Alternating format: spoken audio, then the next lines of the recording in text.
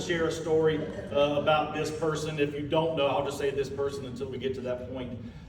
This person and I went through our CCE certification together. We received it in Oklahoma City during AACCE in 2012, 2013, one of those years. I don't quite remember. But I remember one of these steps. Those of you who have gone through it, you know there is an in-person interview, in-person speech that you give based on a certain topic of your chamber. Well, that particular year was in Dallas, Texas.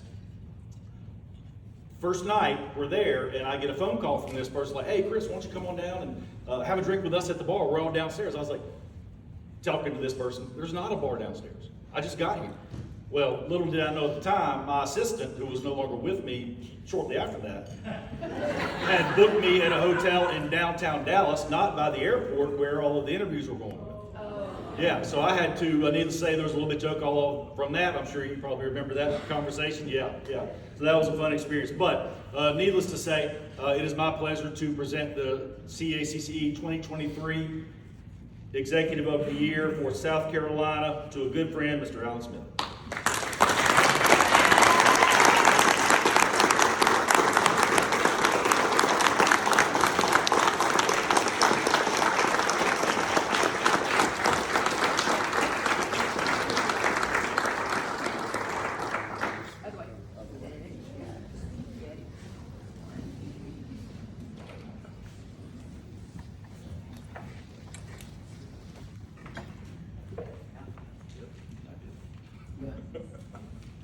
So I have a little bit of advantage over Lindsay because when I walked in tonight, my parents were at the bar. And so that sent up a flare. So I had a chance for the past few minutes to jot a few things down. Interesting that the night is going to end in a way in which my daughter predicted.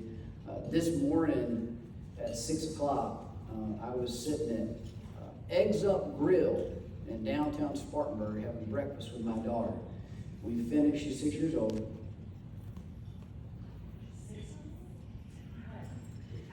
And when we finished, she said, Daddy, I don't want to go to school today.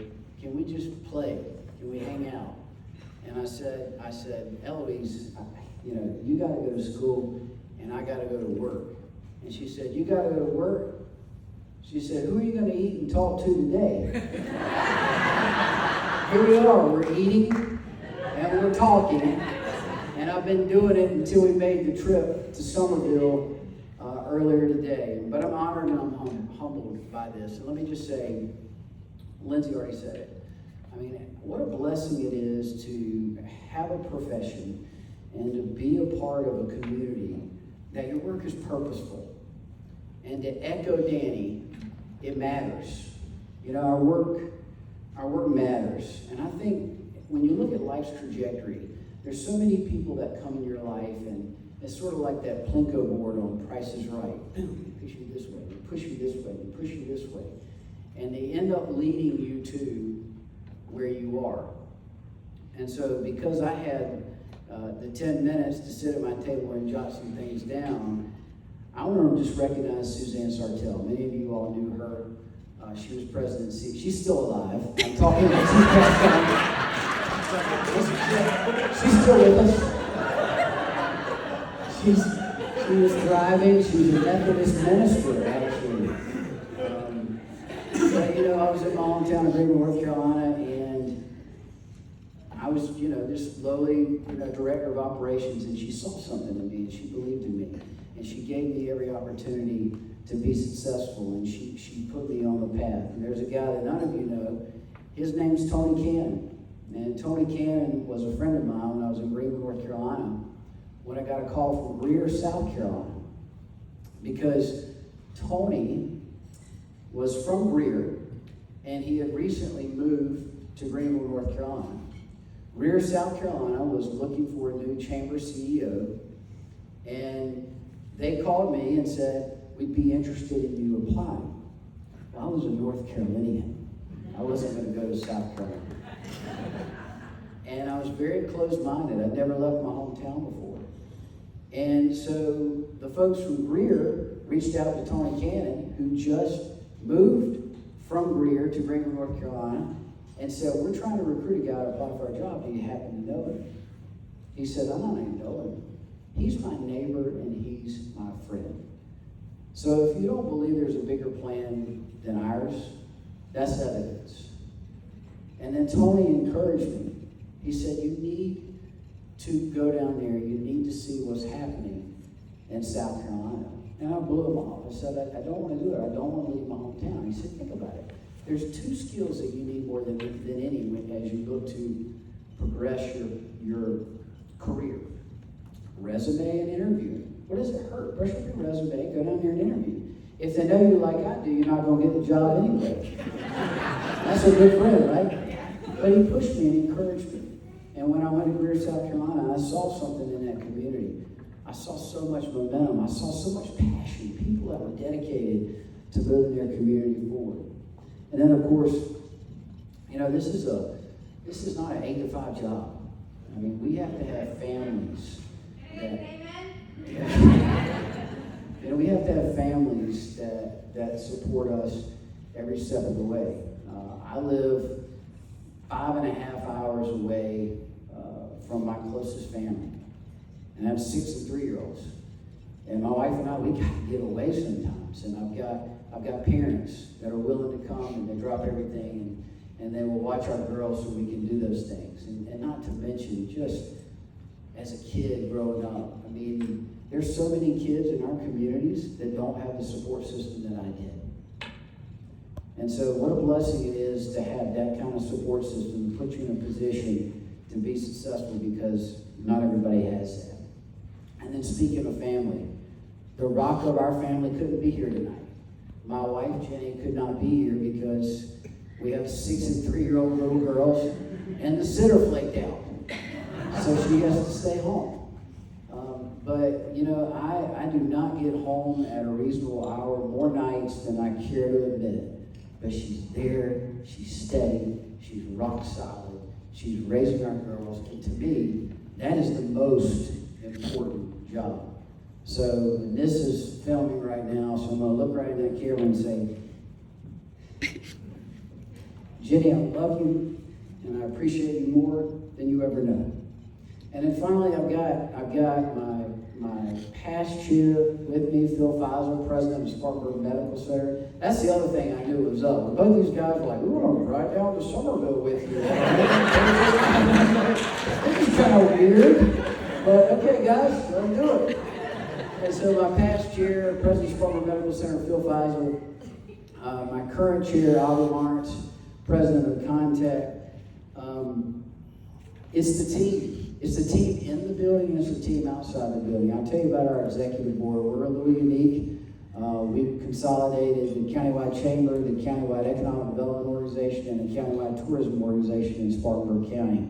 We've got a 17-member board that represents all 3 facets. And what's interesting is we just recently took a little retreat.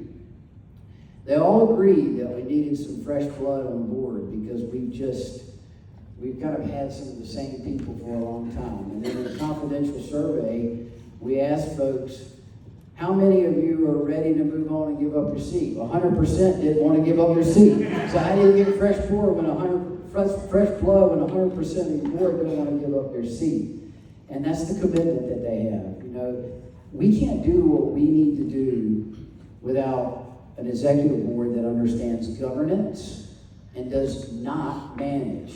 And I've got a group that we explain the facts, we explain the rationale, we let them know what we're going to do, and all they say is, what do you need? What do you need in order to be successful? They also say, if you got a good idea, let's not let money stand in the way of implementing it, and that matters as well.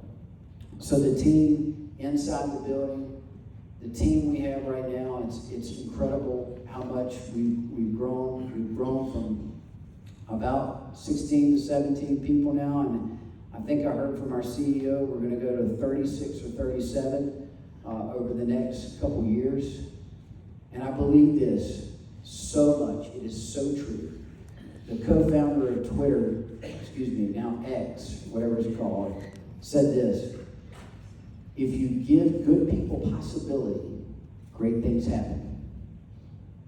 And I think about that when I'm interviewing people. I mean, you can interview people that have a laundry list of qualifications. But at the end of the day, if you hire good people, they're going to get it done. And we've got a building full of good people. The culture is better than it's ever been. That's because the people are better than we've ever had in our building. And then finally, I'm just going to close with this. You know, we get caught up in our office, I think, sometimes about, shameless plug, billions in investment, thousands of new jobs, leading South Carolina, all those things. We get caught up in those metrics. But I try to tell our team, and I try to tell the external public, with every presentation I give, I end with a story about Celestine.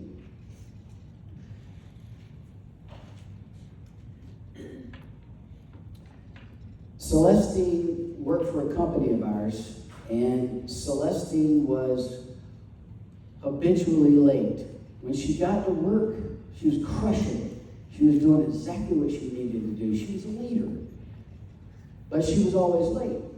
And after about 4 months of that, her manager came to her and said, Celestine, we love you. We love your attitude. You're great for the culture. You're producing. But you're always late. What is the problem? She said, I'm really sorry, but I don't have a car. And so every day I Uber to work and I Uber back home from work. And it's just not the most reliable piece of transportation. And so if you go back to our vision plan, one of our strategies was we have to get innovative about transportation. We have an 813 square mile county serving 350,000 people. And so one of the programs that we launched was Committed with Enterprise, a partnership with the city, a partnership with United Way, and of course Enterprise. And it provides transportation for people just like Celestine. And we piloted that program with Celestine. She was the first individual. So Celestine got a car.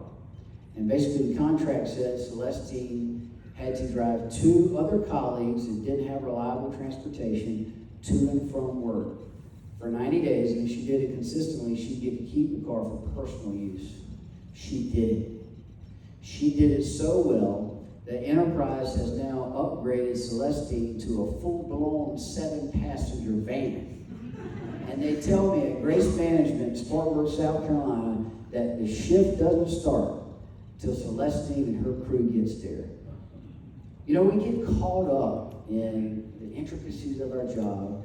We get caught up in recruiting new companies and annual reports and all those kinds of things. That's what it's all about. That's what it's all about, helping people like Celestine. So I'm absolutely honored and humbled to be recognized by you, my peers. But I just want to challenge everybody as we go back to our communities. You know, we run in some pretty high circles, but let's not forget the Celestines. Thank you very much.